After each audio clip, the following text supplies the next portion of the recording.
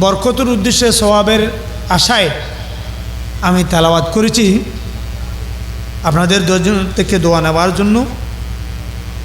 এবং শাবানুল মুআজ্জম, যেখানে শাবানুল শাখ দারশাখুনা, আল্লাহর রহমত বরকত মানে শাখা প্রশাখায় ভরপুর হয়ে যাবে, এইরকম একটি মাসের নামেই তো শাবান মাস। আমাদেরকে গুনাহ মাফির মাস, শাহরু রমাদানিল মোবারকের প্রস্তুতির এই মাস, যে শাহরু রজবের মধ্যেও আমরা একটা বড় রাত আমরা পেয়েছি সবাই মেরাজ রাত। এখানেও শাবান চানের 14তর দিবাগত রাত, কুমু ইলাল লাইলাতুন নিসফে শাবান সুমু শাহরেহা। এই আপনার এই মাসটা আমাদের, এই রাত আমাদের সামনে আসতেছে। এরপরে আর শাহরু রমাদানিল মোবারকের মধ্যে আরেকটা বড় রাত লাইলাতুল কদর, কদর রজনী। লাইলাতুল কদর খায়রুম মিন আলফি শাহর। এক একটু উম্মতের জন্য আমাদের প্রাপ্তির রহমত, মাগফিরাত, নেজাত, নিজের গুনাহখাতাগুলো মাফ করে আল্লাহর দরবারে যেন আমরা গুণমুক্ত জীবন লইয়ে কবরে, হাসরে, নসরে, ফৌসরাতে যেন আমরা অনায়াসে যেতে পারি। আল্লাহর মাহবুব নবীর মাধ্যমে এইসব দিন রাতগুলো, মাসগুলো আমাদেরকে উপহার দান করেছে। আলহামদুলিল্লাহ, আলহামদুলিল্লাহ। এইসবগুলো নেয়ামত আমার নবীর, নবিয়ে রহমত, নবিয়ে বাবরকত, নবিয়ে মুরসাল, নবিয়ে রহমতুল্লিল আলামিন মাধ্যমে আমরা আমাদের গুনাহগার উম্মতের গুনাহ মাফির জন্য আমরা নবীর মাধ্যমে এইসব রাতগুলো যেন আমরা তওবা করে আমরা যেন গুণমুক্ত জীবন নিয়ে সরকার দিদার পাওয়ার মতো যোগ্যতা হাসিল করার জন্য আজকের এই নূরানি মাহফিল অত্যন্ত গুরুত্বপূর্ণ। আজকের এই মাহফিল আলহামদুলিল্লাহ। আরও বিশেষ মাহফিল অন্য সময় শুধু আমরা কিছু হুজুররা এখানে ওয়াজ ও তকরির মাহফিল করে থাকি। আজকে কিন্তু আমাদের জন্য যারা দোয়া করবেন, আমাদের সিনাকে মদিনাওয়ালা পর্যন্ত পৌঁছায় দেবেন, এমন এক নূরানি হাস্তি আজকে আমাদের মধ্যে তশরিফ নিয়ে আসবেন। তাই জন্য সুন্দর করে তওবার নিয়তে যখন আমরা বসে পড়ব, দেখবেন আমাদের এই নূরানি কলব যেটা গুণের মাধ্যমে আমাদের কলব যে নষ্ট হয়ে গেছে, জাঙ্কার ধরে গেছে, মরিচিকা ধরে গেছে, এটাকে আমরা মুহূর্তের ভিতরে আল্লাহর নূরানি তজল্লি যেটা আমার নবী পেয়েছেন, ওই নূরটা সাহাবায়ে কেরামের মাধ্যমে আউলিয়ায়ে কেরাম লাভ করতে পেরেছে। সুবহানাল্লাহ। উলামায়ে কেরাম, শরীয়তের যারা আলেম ওলামা, তারা বিশেষ করে আমাদেরকে উজু 4 ফরজ, নামাজের ভিতর বাইরে 13 ফরজ, জাহেরকে কোনো রকমে আমাদেরকে পরিষ্কার করে দিতে পারবে। কিন্তু আমাদের যে একটা কলবুল মুকমিনা আরশুল্লাহ, মুমিনুল কলব যে আল্লাহর আরশ, কলবের মতো যদি কলব আমরা বানাইতে যদি পারি, তো উলামায়ে কেরাম তকরির বয়ানাতের মাধ্যমে আমার নবী দেওয়া শরীয়ত, ফরজ, ওয়াজিব, সুন্নত, মুস্তাহাব্বাতের মাধ্যমে আল আওয়ামের ওয়ান নাওয়াহি, আল্লাহ যতগুলো আমর করেছেন, যতগুলো নিষেধ করেছেন, এগুলো পুঙ্খানুপুঙ্খ পালন করার মাধ্যমে যে শরীয়ত, এটার মাধ্যমে আমরা তরিকতের বিশাল একটা জগৎ মানে আউলিয়া আল্লাহর মাধ্যমে আমরা যদি পাড়ি দিতে পারছি, তখন আমাদের কলব আল্লাহর আরশ মানে মারফতের একটা জায়গা, হাকিকত এবং মারফতের একটা প্রস্রবণ ধারা আমাদের কলব মেজিজ চালু এবং জারি হয়ে যাবে। আলহামদুলিল্লাহ বলেন। নাইলে আমাদের যদি শরীয়তের মাধ্যমে তরিকত যদি আমরা হাসিল করতে না পারি, তাইলে দেখবে আমাদের ওই এলম গাদার ফিটের উপরে যেভাবে এই আপনার কিছু মালমাত্তা তুলে দিলে যেরকম, কিতাবের গাঠটি তুলে দিলেও যেরকম হবে, নুনুর বস্তা তুলে দিলেও সেরকম হবে, সে বুঝতে পারবে না। একটু গাদা কি সে বুঝতে পারবে না। তো এই জন্য আমাদেরকে তরিকতের দীক্ষা গ্রহণ করে আমাদের কলবকে নুরানি করতে হবে, আরশ বানাতে হবে। সুবহানাল্লাহ। কারণ আমাদের কলব বিভিন্ন গুনার মাধ্যমে, পাক পঙ্গিলতার মাধ্যমে, শরীয়তের বিরোধী কার্যকলাপের মাধ্যমে, অশ্লীলতার মাধ্যমে, গুনার মাধ্যমে, নাফরমানের মাধ্যমে এই কলব নাই। এটা মরিচিকা ধরে গেছে, এটা জাঙ্কার ধরে গেছে। এটাকে আপনার পরিষ্কার করতে হলে, নুরানি বানাতে হলে কোনো ওলি আল্লাহ সুহবতের মাধ্যমে এই কলবকে আরশ মোয়াল্লা বানাইতে পারবে। সুবহানাল্লাহ। কারণ ইন্না ফিল জাসাদে মুদগাতান ইযা সালুহাত সালুহাল জাসাদু কুল্লুহু ওয়া ইযা ফাসাদাত ফাসাদাল জাসাদু কুল্লুহু আলা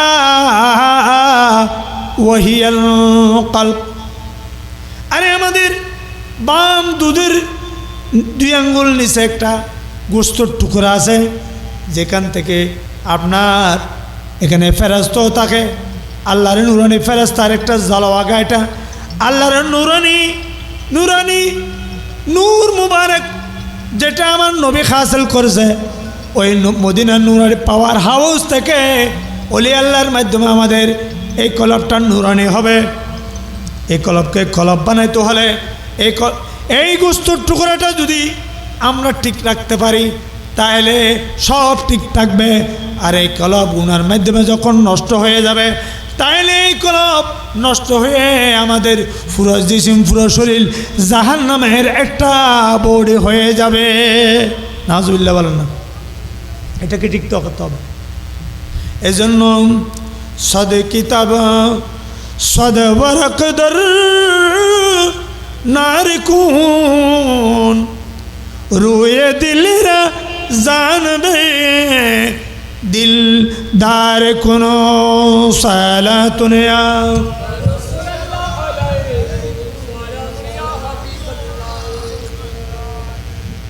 শত কিতাব এগিন আগুনে নিয়ে জ্বলা ফেলাবো যতক্ষণ পর্যন্ত তোমার কলবটাকে মদিনাওয়ালার সাথে লাগাই দিতে পারবে না।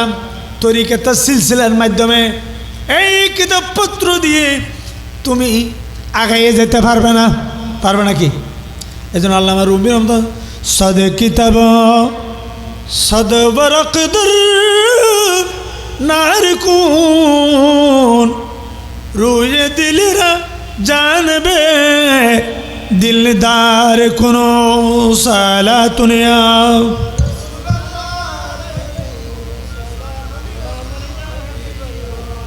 অর্থাৎ সিলসিলার মাধ্যমে, তরিকতের মাধ্যমে অনর কলবরে যেতে আর রসুলের দিকে মোতওয়াজ্জা করি তেরগুন।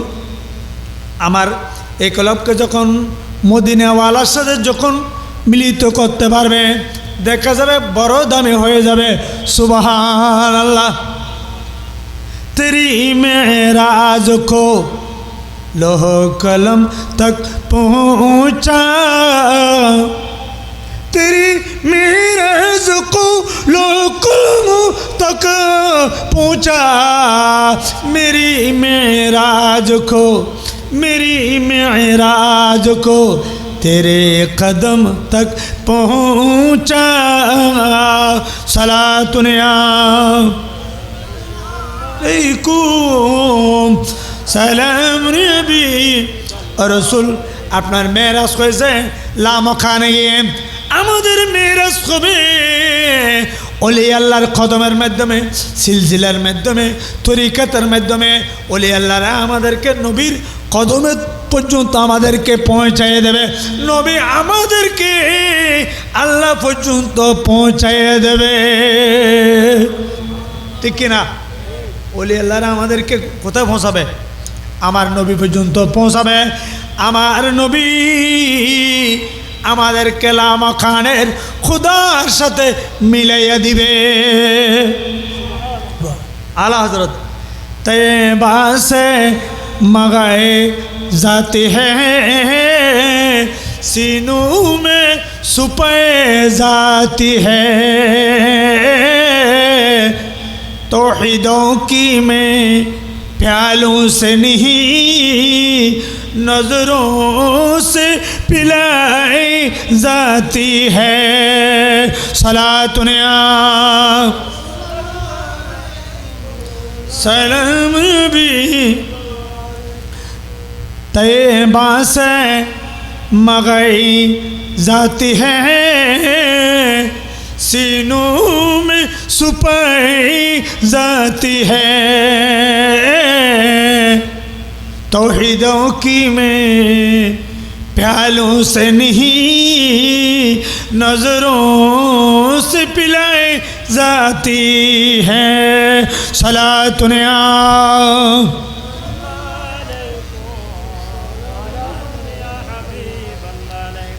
আল্লাহর ওই নুরানি তৌহিদের শরবত এটা এমনি পাওয়া যায় না।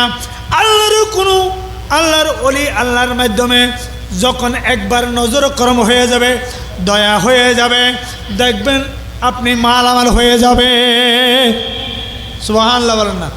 অনেক সময় দেখা যায় আমরা হাজারো ইবাদত করে ওই মাকামে পৌঁছা সম্ভব নয়, কিন্তু আউলিয়া কেরাম যদি আমাদেরকে দয়া একটু নজর দান করেন, মুহূর্তের ভিতরে আমরা বেলায়েতের অনেক দরজা মকামাত, মকামে বকা, মকামে ফানি, মকামে রেদা, মকামে তসলিম, কুতুব আবদাল নজমান কবা, ওই ধরনের মকামে আমাদেরকে পীর মুর্শিদ নজরের দ্বারে আমাদেরকে পৌঁছায় দিতে পারবে। এক জমানা সুবতি বা আউলিয়া बेहतर आज सद सालता आतु बेरिया सालातुनिया। এজন্য ওলি আল্লাহ সোহবতে যদি বসতে পারা যায় সঠিকভাবে আমরা আল্লাহর মাহবুবিন সালিকিন এসব বান্দাদের মজলিস মাহফিলে যদি আমরা বসতে পারি, 100 বছর ইবাদত নফলি ইবাদত করলে যে মকাম আমরা পৌঁছতে পারবো, মুহূর্তের ভিতরে আমরা এর সাথে বেশি মকাম হাসিল করতে পারবো। সুবহানাল্লাহ বলুন। এই জন্য আমাদেরকে এইরকম আওলাদে মাঝভান্ডারি, আওলাদে রসুল এবং আমাদের এই আহলে সুন্নাত ওয়াল জামাতের যাদের সিলসিলা তরিকা হাসানে হুসাইনের মাধ্যমে শরীয়ত আলী রাদিয়াল্লাহু আনহু পর্যন্ত পৌঁছে গেছে, দেখবেন তারা অনেক আগাই গেছে গা। সুবহান। তারা মৃত্যু বরণ করার পরও কি থাকবে? জিন্দা থাকবে। সুবহানাল্লাহ। কিন্তু আমাদের এই দেশের মধ্যে দেখা যাচ্ছে যাদের মধ্যে আমরা ইসলাম পেয়েছি, যারা আমাদেরকে মানে আল্লাহ রসুল পর্যন্ত পৌঁছায়, আল্লাহ রসুল আমাদেরকে আল্লাহ পর্যন্ত পৌঁছায় দেবেন, ওই সব অলি আল্লাহদের মাজারাতগুলোকে মানে রেহাই পাচ্ছে না। যাদের মাধ্যমে আমরা দিন পেয়েছি, যাদের মাধ্যমে আমরা ইসলাম পেয়েছি, যাদের মাধ্যমে আমরা কোরআন পেয়েছি, যাদের মাধ্যমে আমরা এই বাংলাদেশ এশিয়া মহাদেশে কি পেয়েছি? দিন ও ইসলাম পেয়েছি। আজকে তাদের মাজারাতগুলো ভেঙে দেওয়া হচ্ছে, নাউজুবিল্লাহ বলেন। কিন্তু অলি আল্লাহরা এখানে জিয়ারত করলে আমাদেরকে ফুজুরি বলতেছে, নাউজুবিল্লাহ বলেন। অথচ আল্লাহর পেয়ারা মাহবুব প্রতি বছর উহুদের ময়দানে গিয়ে বেশিরভাগ তো আপনার জান্নাতুল বকিতে গিয়ে বেশি বেশি আপনার জিয়ারত করতেন। এবং কি লাইলাতুল বরাজ যে সামনে আসতেছে, এই রাতে আমার নবী দেখা যাচ্ছে জান্নাতুল বকিতে গিয়ে জিয়ারত করতেছে। এবং রুটিন মাফিক এবং প্রত্যেক বছর উহুদের ময়দানে গিয়ে নবী মুস্তাফা শুহুদাই উহুদের মানে ময়দানে গিয়ে জিয়ারত করতেন। সুবহানাল্লাহ বলেন। জিয়ারতকে ফুজো বলতেছে, নাউজুবিল্লাহ বলেন। এবং কি খুলফায়ে রাশিদিন মানে ধারাবাহিকভাবে প্রতি বছর আমার নবী যেভাবে উহুদের সৌদাই উহুদের কবর শরীফে মার্কাতে গিয়ে মাশহাদে গিয়ে জিয়ারত করতেন। সাইরে খলিফা এই রুটিন মাফিক প্রতি বছর করে আনুষ্ঠানিকভাবে জিয়ারত শরীফ করছেন। সুবহানাল্লাহ। এই জন্য আউলিয়া একরাম তারা আমাদেরকে কিছু জিনিস আছে ফয়েজ দেয়। যেমন সূর্য থেকে আমরা তাপ নিচ্ছি, চন্দ্র থেকে আমরা তাপ মানে আলো পাচ্ছি, গ্রহণ করতেছি। সূর্যের আলোর মাধ্যমে মানে আপনার বীজতলা ক্ষেত ফলন হচ্ছে, এবং চাঁদের আলোর মাধ্যমে ওইগুলো ফল ফুলের মধ্যে আপনার মিষ্টনতা আসে। সুবহানাল্লাহ। সূর্যের আলোর কারণে আমাদের ক্ষেত ফসল উর্বরা হয়। চাঁদের আলোর মাধ্যমে ওই চাঁদের যে আপনার জ্যোতি ওই আলোর মাধ্যমে ফল ফলাদির রসে ভরপুর হয়। সুবহানাল্লাহ। তাইলে সূর্য আমাদেরকে ফয়েজ দিচ্ছে, চাঁদ আমাদেরকে ফয়েজ দিচ্ছে, আসমান আমাদেরকে ফয়েজ দিচ্ছে, আর কিছু জিনিস জমিন ফয়েজ নিচ্ছে। সুবহানাল্লাহ বলো। ঠিক অনুরূপভাবে আউলিয়া একরাম আমাদেরকে ফয়েজ দিবেন, ওলামা একরাম আমাদের ফয়েজ দিবেন, মানে তারা ফয়েজ দিবে। জমিনের সৌন্দর্য হলো আউলিয়া একরাম। সুবহানাল্লাহ বলো না। এই জন্য আল্লাহ রাব্বুল আলামিন নবীদের কই এই আয়াত বলার নাই। আল্লাহ ওলি আল্লাহদের শানে বলেছে, ইন্না আউলিয়া আল্লাহি লা খাউফুন আলাইহিম ওয়ালা হুম ইয়াহজানুন। সুবহানাল্লাহ বলেন না। মানে নবীদেরকেও আল্লাহ এই আয়াত নাযিল করে নাই নবীদের বেলায়। ওলি আল্লাহর ব্যাপারে বলতেছে আল্লাহ, মানে ওলি আল্লাহদের কোনো খৌফ নাই, কোনো ভয় নাই, কোনো চিন্তা নাই, ফিকির নেই। কিন্তু নবীরা নবী হিসেবে উম্মতকে বাঁচানোর জন্য হাসরের ময়দানে একটা ভয়ের মধ্যে থাকবে। কিন্তু আউলিয়া কেরাম আলা ইন্না আম্বিয়াই এই কথাটা আল্লাহ বলেন নাই। আলা ইন্না আউলিয়া আল্লাহ বলছেন। আল্লাহর অলিদের কোনো ভয় নেই, ফেরেশানি নেই, চিন্তা নেই। কিন্তু নবীদের বেলা এটা বলা হয়নি, কারণ নবীরাও এক ধরনের ফিকিরের মধ্যে থাকবে, চিন্তার মধ্যে থাকবে উম্মতকে বাঁচানোর জন্য। সুবহানাল্লাহ বলেন। কইলেন মাত্র আল্লাহ রাব্বুল আলামিন ওলি আল্লাহদেরকে এত ভালোবেসে মোহব্বত করে, তাদের বেলায় আল্লাহ রাব্বুল আলামিন কারণ এমন আউলিয়া কেরাম যারা দিনে রাতে দিনে রোজা রাখে, রাত্রে আপনার সারা রাত নামাজের ভিতর কাটাইয়ে দেয়, তাদের ফাইল ধরার জন্য আল্লাহর কাছে একটু শরম লাগবে। এইসব বন্দাগুলো আমার দিনে রাতে আমার এত ইবাদত করছে, মানুষকে ভালোর দিকে আহ্বান করছে, এদের ফাইলটা ফুটক করা হবে না, অনেককে বেলা হিসাব জন্য। সুবহানাল্লাহ। এবং তাদেরকে বলা হচ্ছে নবীদের শানও এই কথা বলা হয় নাই। নবীদের শান তো অনেক উপরে, কারণ তারা এক ধরনের ফিকির চিন্তা থাকবে উম্মতকে বাঁচানোর জন্য, ঠিক কিনা? উম্মতকে বাঁচানোর জন্য নবীরা পাগল হয়ে যাবে কিয়ামতের ময়দানে। কিন্তু আল্লাহ রাব্বুল আলামিন তাদেরকে আলা ইন্না আউলিয়া বলেন নাই, তাদেরকে আলা ইন্না আম্বিয়া বলেন নাই। আল্লাহ রাব্বুল আলামিন আলা ইন্না আউলিয়া আল্লাহ বলেছেন। সুবহানাল্লাহ বলেন। লা খাউফুন আলাইহিম, তাদের কোনো খৌফ নাই, তার কোনো চিন্তা নাই, পেরেশানি নেই, ভয় নাই। তাহলে তাদের সামনে আল্লাহ কি বলেছেন? সুবহানাল্লাহ। এই জন্য আউলিয়া একরাম তারা দুনিয়ার মধ্যে যেভাবে ফয়েজ দিতে পারেন, কবর শরীফে গিয়ে তার চাইতে আরও বেশি ফয়েজ কবর থেকে দিতে পারে। সুবহানাল্লাহ বলেন। এটা একটা দুনিয়ার সীমাবদ্ধ আছে, এখানে একটা সীমাবদ্ধ আছে, শরীয়তের একটা গণ্ডি আছে।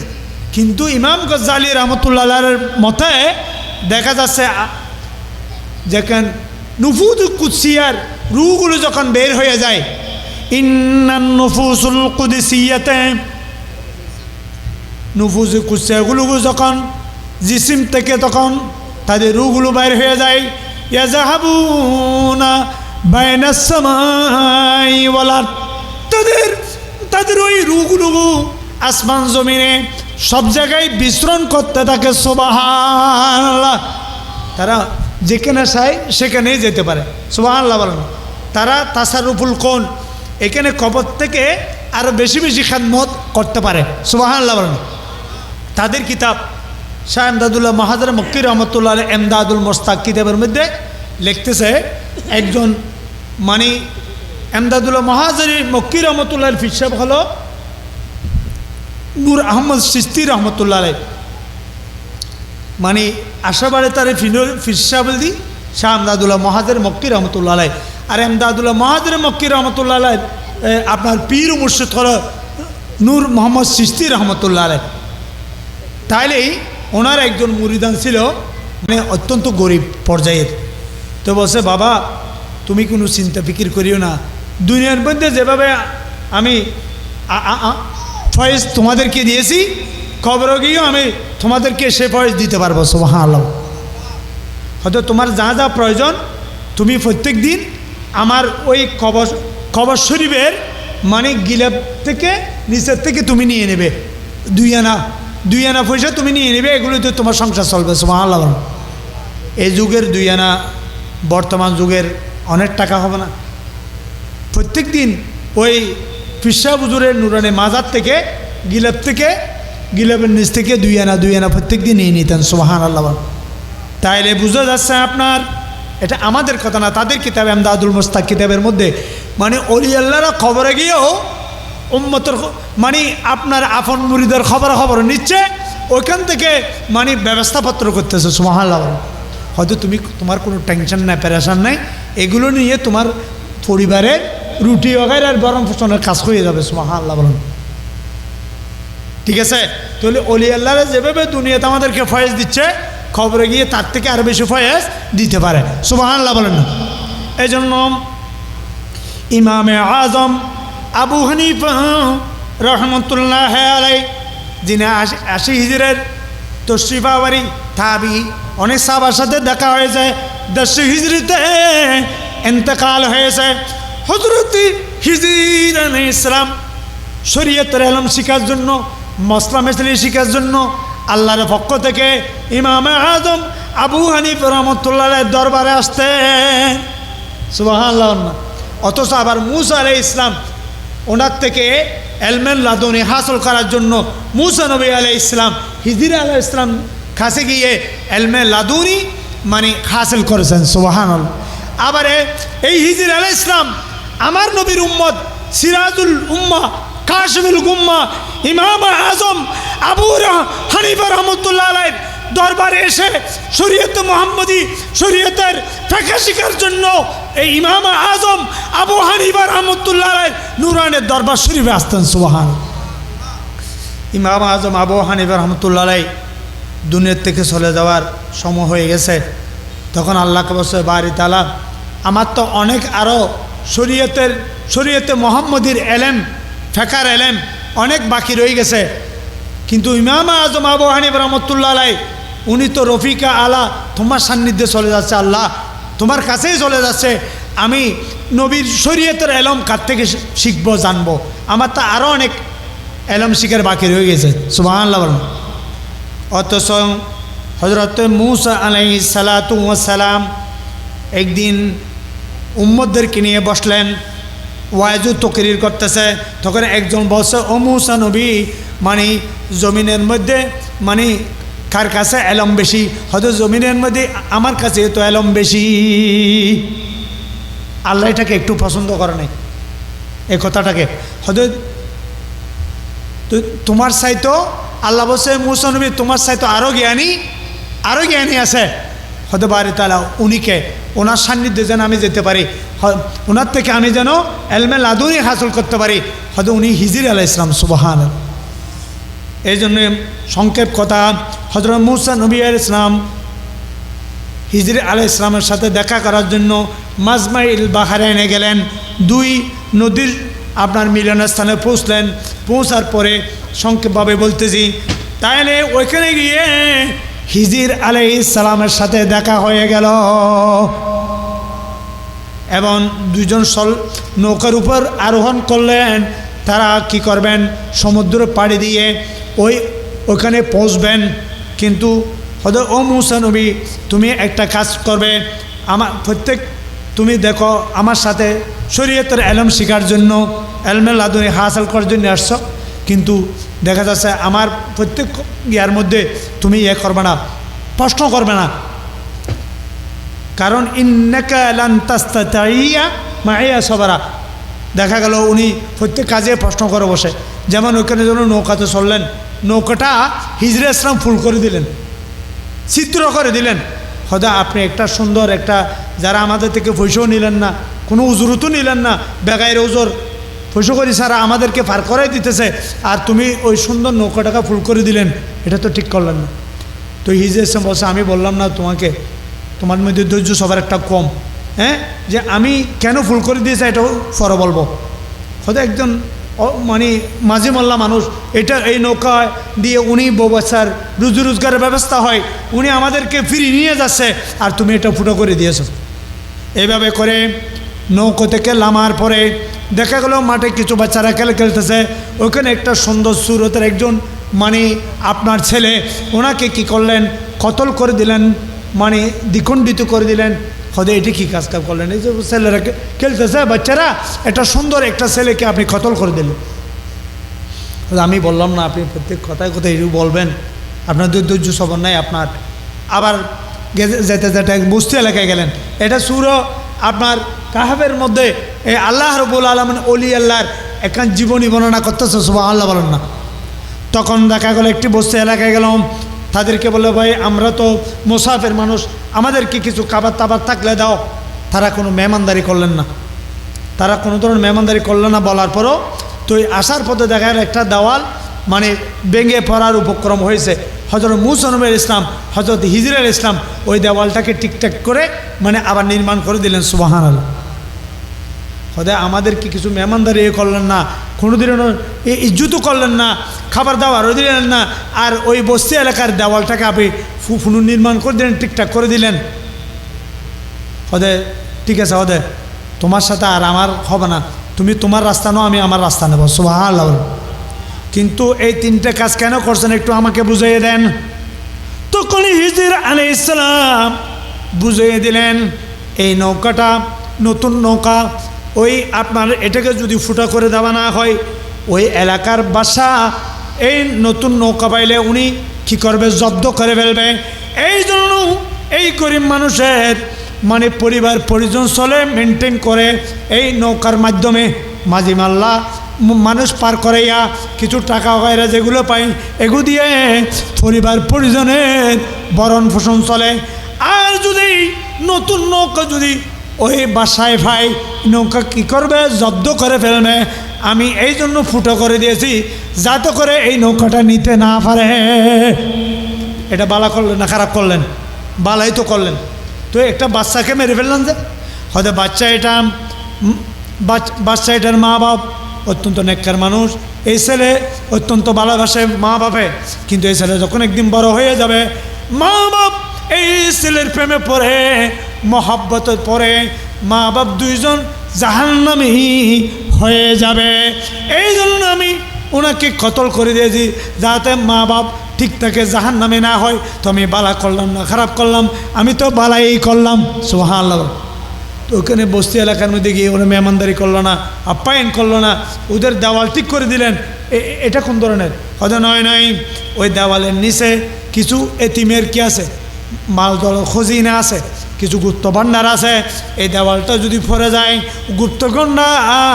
গুপ্ত ভাণ্ডার বের হয়ে যাবে। এই জন্য আমি দেওয়ালটাকে পুনর্নির্মাণ করে দিলাম, ঠিকঠাক করে দিলাম। সময় মতো ওই এতিম বাচ্চা যখন বড় হবে, একদিন ওই গুপ্ত ভাণ্ডার ওই বাচ্চারা পেয়ে যাবে, সুবহানাল্লাহ। এই মূসা নবী আলাইহিস সালাম তাহলে হিজর আলাইহিস সালাম থেকে ইলমুল লাদুনি হাসিল করতে গেলেন।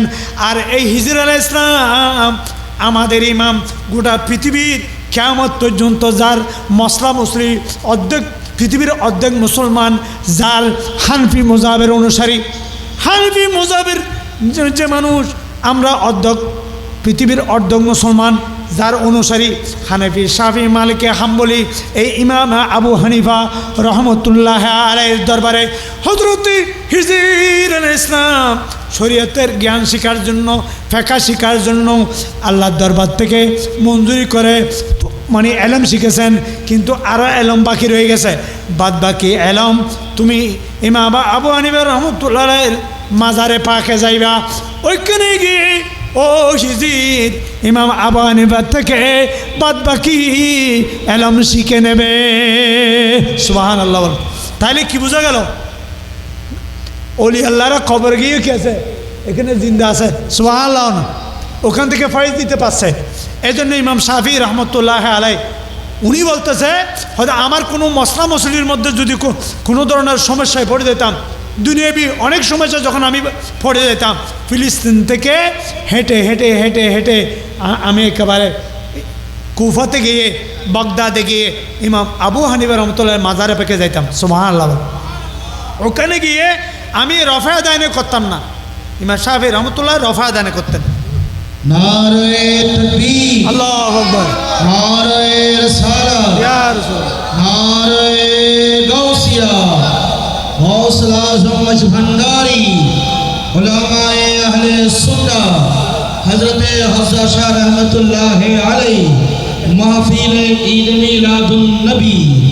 নারে তাকবীর, নারে রিসালাত, নারে গাউসিয়া, গৌসুল আজম মজভন্ডারি, গৌসুল আজম মজভন্ডারি, আল্লামা হাসান রাজা আল কাদরি, আল্লামা হাসান রাজা আল কাদরি, উলামায়ে আহলে সুন্নাহ, উলামায়ে আহলে সুন্নাহ। প্রধান আলোচকের আগমন, প্রধান আলোচকের আগমন, আল্লামা হাসান রাজা হুজুরের আগমন, আল্লামা হাসান রাজা হুজুরের আগমন। নারায়ে তাকবীর, নারায়ে রিসালাত, নারায়ে গাউসিয়া, গৌসুল আজম মজভন্ডারি, হযরতে হাফজা শাহ রহমাতুল্লাহ আলাইহি। আর কাজ বিত মারহাবা মারহাবা। সম্মানিত উপস্থিতি, ইতিমধ্যে আমাদের মাঝে তাশরীফ এনেছেন আজকের এই নূরানি মানি রুহানি মাহফিলের সম্মানিত প্রধান আলোচক, বিশিষ্ট আলেমে দ্বীন, আপনাদের আমাদের সকলের সুপরিচিত বিশিষ্ট মিডিয়া ব্যক্তিত্ব, মুজাহিদ দ্বীন মিল্লাত, ইমামে আহলে সুন্নাহ, হযরত আল্লামা আলহাজ আল্লামা হাসান রাজা আল কাদরি মাদ্দাজিল হুদানি হুজুর আমাদের মাঝে উপস্থিত হয়েছেন। আমি হুজুরের খেদমতে মাহফিল জামিয়া কবরির পক্ষ থেকে আন্তরিক মোবারকবাদ অভিনন্দন জ্ঞাপন করছি।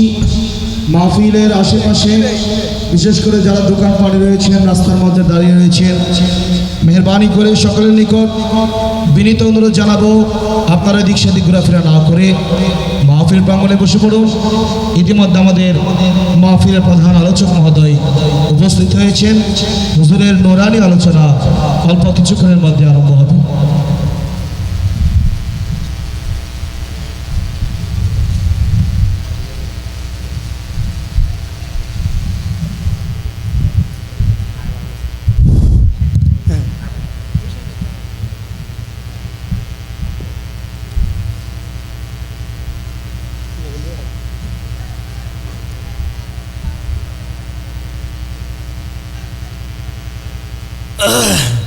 আলহামদুলিল্লাহ, আলহামদুলিল্লাহ, ওয়াশুকুরুলিল্লাহ। আসলে আমি আপনাদেরকে একটু বসাই দেওয়ার জন্য আপনাদের খেদমতে এতক্ষণ আরজ করছিলাম। আসলে আমি আজকে যিনি আমাদের মেহমান হিসেবে আসছেন, প্রধান আলোচক হিসেবে আমাদের অত্যন্ত প্রাণপ্রিয় ব্যক্তিত্ব, আমাদের এই আপনজন, আমারই আসলে বন্ধু ফখরুল ওয়াজিন হাসান রাজা মুদ্দজিল্লুল আলী, ওনার নুরানি বয়ান তকিরাত হবে। তো যাই হোক, আমি এখানে সমাপ্তি ঘোষণা করছি। আমি একটা আয়াত করিমে আপনাদের সামনে তেলাওয়াত করেছিলাম, ওয়াল্লাযীনা হুম আলা সালাতিহিম ইউহাফিজুন উলাইকা ফি জান্নাতিম মুকরামুন। এই আয়াতটা আমি আপনাদের সামনে তেলাওয়াত করেছিলাম। তো আসলেই আমরা এই শরীয়ত তরিকাতের মাধ্যমে, শরীয়ত যে তরিকাতের কি কাদিরিয়া বলেন, চিশতিয়া বলেন, নকশবন্দিয়া বলেন, মুজাদ্দিদিয়া বলেন, এই চারটি তরিকা তো বড়, চারটি মজাহাব বড়। তো অতএব 4 জন মুরসাল নবী, 4 জন খলিফা, 4টি বড় কিতাব, ঠিক কিনা? তো অতএব আমাদেরকে তরিকাতের মাধ্যমে যে কোনো আমাদের তরিকা, কাদিরিয়া বলেন, নকশবন্দিয়া বলেন, চিশতিয়া বলেন, সবার তরিকার মধ্যে আমাদের যখন আমরা সিলসিলা গ্রহণ করি, নামাজের ভিতরে আমাদের কিছু অজায়েব আমাদেরকে কিছু সবক দেয় কি না? দেয়। এগুলো নামাজ না পড়ে তো আমরা সবকগুলো পড়তে পারবো না, ঠিক কি না? ফজর নামাজের পরে, মাগরিবের নামাজের পরে, এশারের নামাজের পরে। তো এই জন্য আমাদেরকে শরীয়তের মাধ্যমে, শরীয়তের বাদ দিয়ে কোনো তরিকা হতে পারে না। আবার তরিকত বাদ দিয়েও আমরা উপর দিকে মারাফত এটা অর্জন করতে পারবো না। তো একটার সাথে একটা অঙ্গাঙ্গিভাবে জড়িত। তো অতএব আমাদেরকে আপন আপন পীর মুর্শিদের সবক এবং ইমানের পরে যে একটা নামাজ বড় দৌলত, এটা যেন আমরা হাসিল করতে পারি, এটা আমি পড়ছিলাম। আল্লাহ রাব্বুল আলামিন আমাদেরকে নামাজের প্রতি যেন আমরা যত্নবান হতে পারি। আলহামদুলিল্লাহ বলেন না? আমরা যদি ইজা গাদে ইলাল মসজিদে ওয়ারাহা, যারা সকাল বিকাল মসজিদের দিকে যাবে, আ'আদাল্লাহু নুজলাহু ফিল জান্নাহ, আল্লাহ রাব্বুল আলামিন তাদেরকে জান্নাতের মেহমানদারি করবেন। সুবহানাল্লাহ।